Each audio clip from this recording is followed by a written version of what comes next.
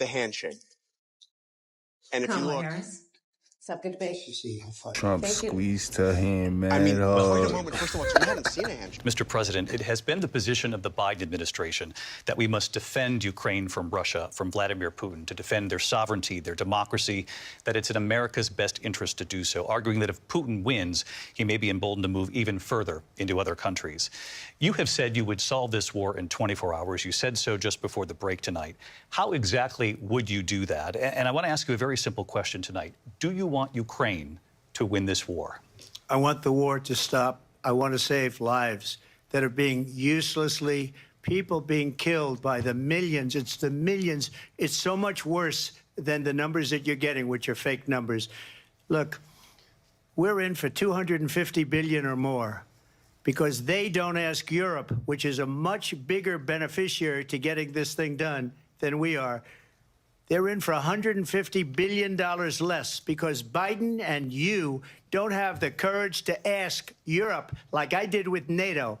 They paid billions and billions, hundreds of billions of dollars when I said, either you pay up or we're not going to protect you anymore. So that's maybe one of the reasons they don't like me as much as they like weak people. But you take a look at what's happening. We're in for 250 to 275 billion. They're into 100 to 150. They should be forced to equalize. With that being said, I want to get the war settled. I know Zelensky very well, and I know Putin very well. I have a good relationship, and they respect your president, okay? They respect me. They don't respect Biden. How would you respect him? Why? For what reason?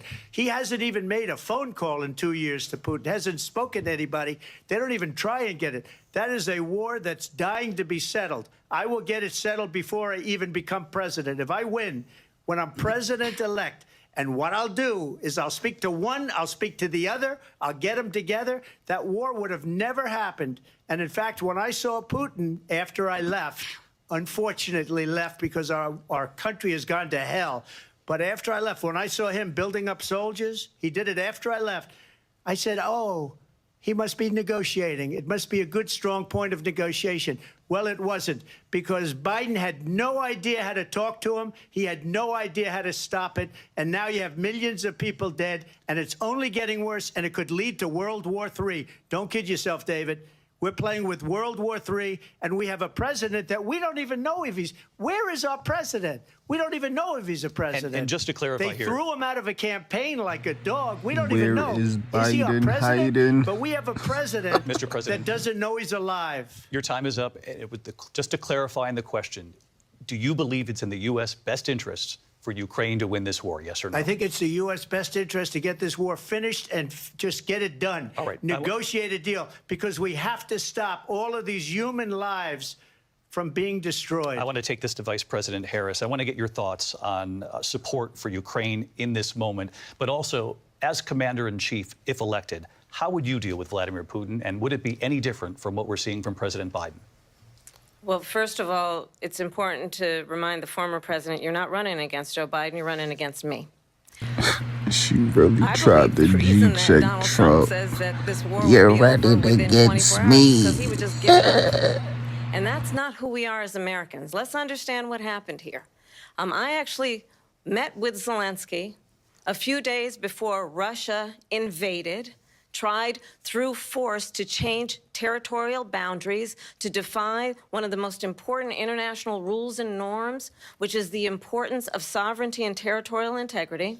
And I met with President Zelensky. I shared with him American intelligence about how he could defend himself. Days later, I went to NATO's eastern flank, to Poland and Romania. And through the work that I and others did, we brought 50 countries together to support Ukraine in its righteous defense. And because of our support, because of the air defense, the ammunition, the artillery, the javelins, the Abrams tanks that we have provided, Ukraine stands as an independent and free country. If Donald Trump were president, Putin would be sitting in Kyiv right now. And understand what that would mean, because Putin's agenda is not just about Ukraine. Understand why the European allies and our NATO allies are so thankful that you are no longer president, and that we understand the importance of the greatest military alliance the world has ever known, which is NATO, and what we have done to preserve the ability of Zelensky and the Ukrainians to fight for their independence. Otherwise, Putin would be sitting in Kyiv with his eyes on the rest of Europe, starting with Poland. And why don't you tell the 800,000 Polish Americans right here in Pennsylvania how quickly you would give up for the sake of favor and what you think is a friendship with what is known to be a dictator who would eat you for lunch. Vice President Harris, thank you. We've heard from both of you on Ukraine tonight. Afghanistan came up in the last hour. Yeah, all this shit for entertainment purposes only, man. Don't come for me.